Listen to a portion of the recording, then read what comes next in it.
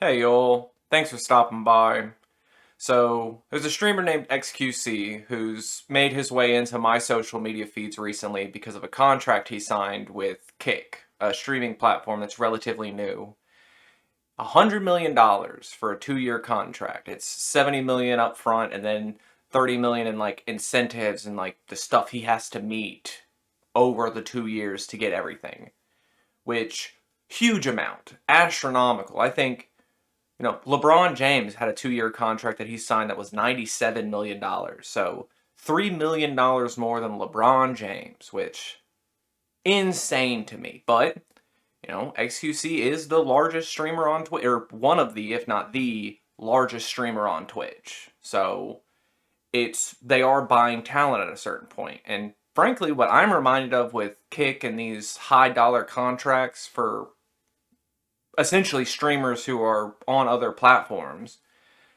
If you remember the beginnings of the UFC, there was a group called Affliction that they basically are doing the same thing Kick is doing now. They were buying fighters from the UFC, but the problem was they ran out of money. They couldn't keep hosting events, so they couldn't keep up with it. I don't think Kick is going to have that problem because their cash flow comes from gambling. And that's my main problem with Kick. Like, Twitch, Amazon, yeah, they've got their issues.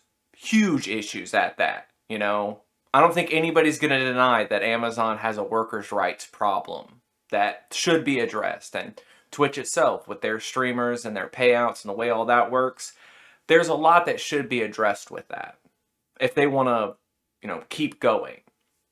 And that's where these third-party streaming sites are coming in. Kick, Rumble, all this stuff. They attract people with higher payouts. They also attract people with this idea of, oh, well, you can do anything you want here. We're not going to set any rules on you. But then you start to see the crowds that attracts, and you start to realize that there does come a price to pay when it comes to these totally open platforms. And sure, you can moderate them. You can get your personal team in there to help you out and keep everything clean for your audience, which, frankly, I feel like you should do, especially when you have someone who, like I said, they bought the highest watched streamer on Twitch over to your platform. You have a responsibility to your audience that's going to follow you over to give them the same sort of environment. And I don't think that's going to happen. I think that the crowds that watch this stuff are so different that anybody who comes over, like, they're at risk for seeing things that, maybe they should be eased into, or being taken down paths that probably they shouldn't go down. And again, with gambling involved, I'm not someone who's going to tell you how to spend your money or how to live your life, but gambling as a vice, as an addiction, is awful. And you're targeting children. So I wish more people were all these, conservative people who talk about, the damage that, certain groups are doing to society and this and that, but they don't want to address real problems that harm families and really destroy people. That is gambling. But it's okay because, we're fighting Twitch, guys. It's all ridiculous. I hope they take the same route as Mixer. They'll be gone in 2 years and everybody who signed these contracts can just take all their money and run.